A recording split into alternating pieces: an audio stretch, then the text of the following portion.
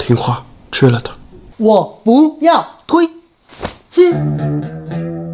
我的好朋友居然不喜欢吃臭豆腐，哎，如何让一个人乖乖听话呢？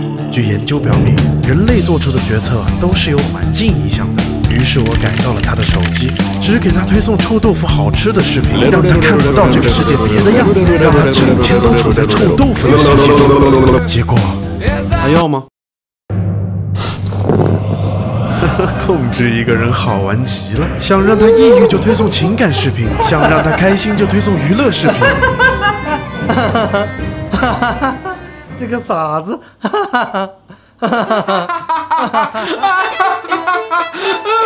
这个傻子！当我沾沾自喜在自己的成就中时，我突然意识到一个毛骨悚然的问题。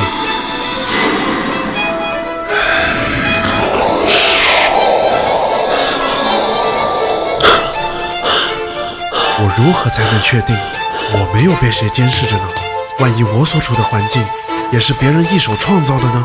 我如何才能确定宇宙中这些已知的和未知的物质不是某些生物为了控制人类而特意创造的环境呢？你们到底在哪儿？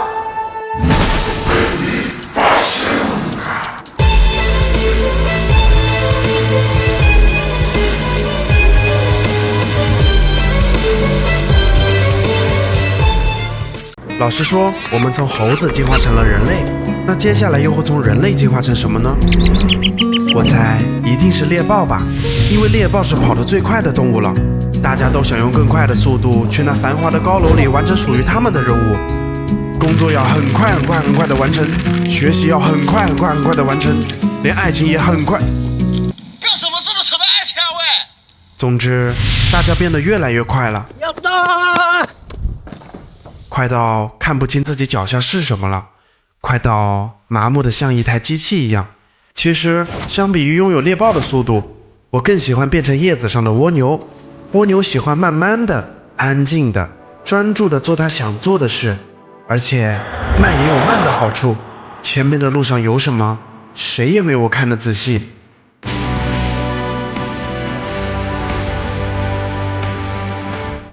最近表哥总问我为什么我的皮肤这么好，我当然不能和他说实话，只能告诉他天生丽质，没办法啦。每次欺骗别人的时候，我就怀疑也被别人欺骗过。初中的同桌成天拉着我一起玩游戏，为什么他的成绩比我好那么多？也许有真材实料的人都不喜欢别人窥探到自己成功的秘诀吧。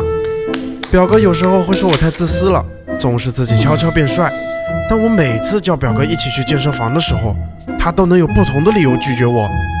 细细想来，当初同桌就算告诉我他回家后都在努力学习，我回家了也忍不住要看动画片。我就算告诉表哥每天晚上我都会用小黑瓶精华修复滋补我的皮肤，他也会连每天认真洗脸都觉得麻烦。我们总是浮躁地惊叹于别人的成果，却无法耐心地去看懂别人背后的付出，差距总在不经意间产生，所有人都在想着悄悄努力，然后惊艳你。也许你在生活里偶尔感到不善言语，渴望着有个地方能把孤独褪去。以前我讨厌我的大鼻子，尝试过用夹子让它减肥，还讨厌我并不双的眼睛和肉眼可见的毛孔，但妈妈并不讨厌。原来有人也会喜欢不完美的东西啊！我也会喜欢没有叶子但长着红色果实的树，也会喜欢不像往常一样回家吃饭，但依然可以吃到妈妈的菜的这个新年。可是我没买土豆，我只有马铃薯哎。而且大鼻子多可爱，内双也可以很好看呢。不喜欢的毛孔又想遮掉的话，就化点妆咯，皮肤还看上去好了很多呢。只要自己不讨厌自己的话，一切都会变得很简单呢。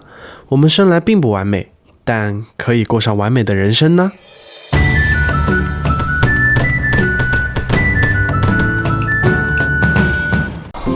很多人都会相信一些荒唐的道理，然后荒唐的活着。连我也常常安慰自己，灯泡都能亮很多次，我也可以的。可学过物理后才明白，灯泡亮是因为电流通过灯丝产生热量，灯灯丝热得像烧红的铁一样，所以才发光。人生想发光，可没有这么简单。但是先祖们努力进化出了4肢，没有光的话就自己造呗。太阳下山了，就自己画个月亮。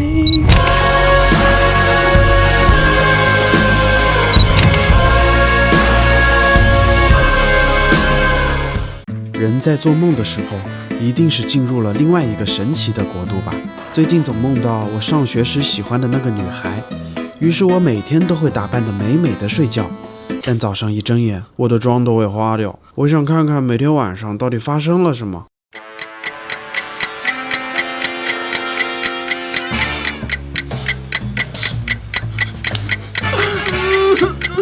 梦在醒来后就开始快速遗忘，虽然想不起梦里的细节，但我记得最后女神转身看向了我。不行，我怎么能让女神看到我化了妆的样子？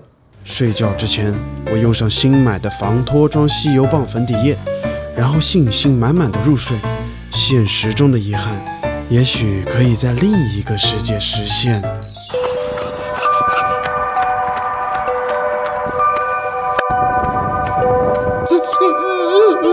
为什么你喜欢星星都不喜欢我？其实我也喜欢你呀。那一个夜晚，我烧毁了所有的记忆，从此我的梦就透明了。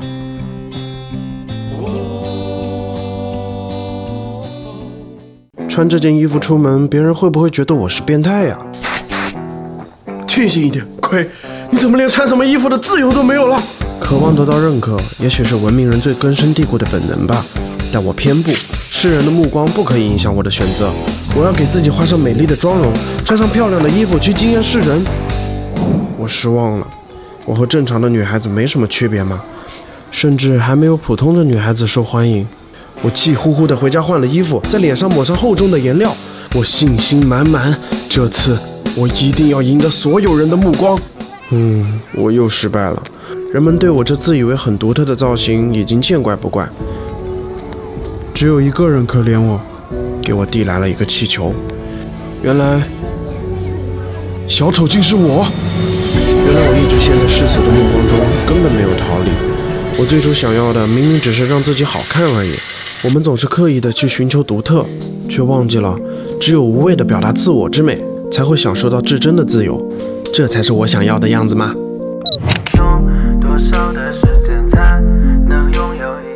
我和电脑小姐谈恋爱了，我们一起熬过黑夜，一起得病。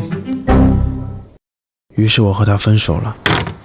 为了摆脱黑夜，我又去和手机女士谈恋爱，她让我更加着迷，但我开始脱发，视力也变得很差，我又不得不与她分开。